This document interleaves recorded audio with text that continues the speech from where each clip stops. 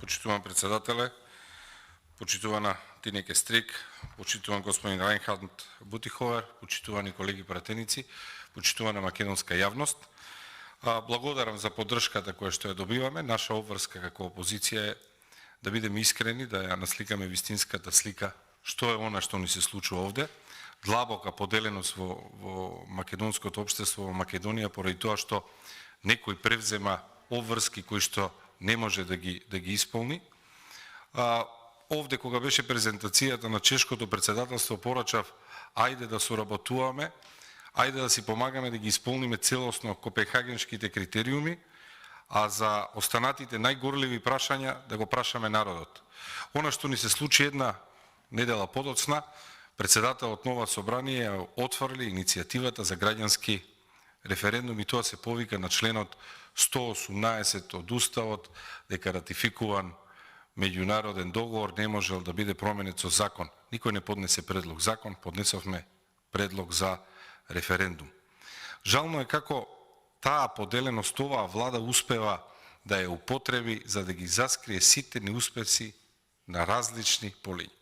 И практично во Македонија се користи една поделба која што вие ја нарековте едно загадување на процесот на пристапување кое што доаѓа како резултат на надворешен фактор, доаѓа поради тоа што барањата на Бугарија од билатерален практично ќе ни станат проблеми со Европската унија, меѓутоа тој проблем се користи да се сокријат многу недостатоци. Јас еднашка говорев и време е да се притисне алармот за терминологијата која што се користи овде во Македонија. Ако ја критикувате владата, многу е лесно да бидете окарактеризирани како антиевропски, без разлика дали плаќате даноци, дали мислите добро на државата.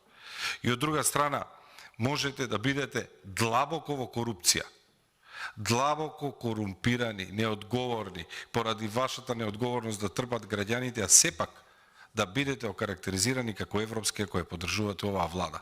И за да не остане само на празни зборови, ќе ви дадам неколку појдовни точки кои што ќе ве замолам да ги проверите како информации. Најпрви, овде во собрание Комисијата за европски прашања често се користи да се заобиколат процедурите во собрание. Од позицијата ќе кажат дека сме имале право да говориме, точно е, само кога ќе дојдат гости. Во секој друг случај се замолчува опозицијата. Многу закони кои што доаѓаат на Комисијата за европски прашања, погледнете ги кореспондентните табели. Немаат директиви, немаат регулативи со кои што се усогласуваат. Со закон за работни односи кој дојде на Комисијата за европски прашања, се предвидува продолжување на мандат на суди и јавни обвинители, што е системски закон и треба да се менува со 2/3. Погледнете ги каде се кореспондентните табели. Овде доаѓаат закони како што е закон за парнична постапка. Закон кој што има 500 членови. И да, кај законот за парнична постапка има одредено усогласување кај десетина членови. Меѓутоа, наместо да оди на соодветните комисии, тие доаѓаат на брза лента во Комисијата за европски прашања, со што се крати и правото за дискусија, и времето за предлагање амандмани, и се нарушува квалитетот на законите. Затоа нема да се согласам дека имаме квалитетни закони, а не ги применуваме. Напротив, имаме конфекција на закони преку Комисијата за европски прашања. Закон за адвокатура, усогласување само во 2 члена и тоа од кога Македонија ќе стане земја членка на Европската унија, повторно е овде. Закон за опојни дроги и психотропни супстанции. Иако самата Европска унија вели дека извозот на сув свет е прашање на внатрешна одлука на државите. Не оди кај нас на соодветните комисии, доаѓа во Комисија за европски прашања. Уште колку примери се потребни за да ја нацртаме сликата за една комисија која што практично ги зема надлежностите и на другите комисии. Кога зборуваме за борбата со корупција и за енергетската криза, сакам да ви дадам еден пример.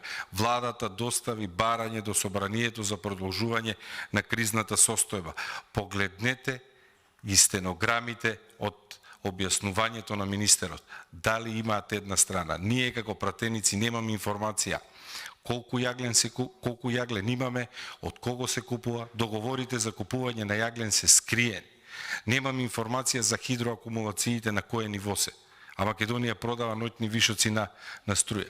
Македонија во првите 6 месеци од годинава има потрошено за увоз на јаглен и на електрична енергија 1 милијарда и 90 милиони. 1 милијарда и 90 милиони за 6 месеци. И министерот при тоа не осеќа обврска тоа да го објасни на граѓаните. Ако зборуваме за животната средина, побарајте ги извештаите од јавното обвинителство и погледнете го во структура на криминалитет на кривични дела. Ке погледнете дека кривичните дела кои што се однесуваат на заштита на животната средина, кои што се инкриминирани со кривичниот законник, како што е загадување на вода, загадување на воздух, неовластено фрлање на ѓубре, погледнете го извештаите од 2019 и 2020. Знаете колку постапки има поведено јавното обвинителство? Нула. Зарем тоа не е индикатор за силна корупција во областа кога станува збор за загадување и за грижа за животната средина, кога имате нула, кога имате јавен обвинител кој што започнува постапки против двајца функционери од владеачките партии, едниот од едната партија, другиот од другата партија, истиот тој обвинител бара заштита кај Европската унија и кај другите амбасади, истиот тој е ставен на дисциплинска постапка. Зарем тоа не е индикатор за каква борба на корупција станува збор? Зарем не е индикативно тоа што договорите за набавка на јаглен ги земаат фирми кои што се основаат после повикот за набавка на јаглен и договорите се уште се скриени? Тоа се сериозни прашања и ќе ве молам да ги проверите. Бројот на кривични дела и постапувањето на јавното обвинителство кога станува збор за заштита на животната средина. Прашајте кои компании со колку вработени ги земаат тендерите, побарајте ги да ги видите договорите и погледнете и кореспондентните табели на Комисијата за европски прашања за да биде малку појасно што ни се случува, за да не го користиме секогаш она што ни се случува со Бугарија. Впрочем, и Бугарија беше заедно со Романија дел од 6-тиот бран на проширување кога влезе во Унијата 2007-та, самата даваше изјави дека нема отворени прашања со соседите, па еве што ни се случува.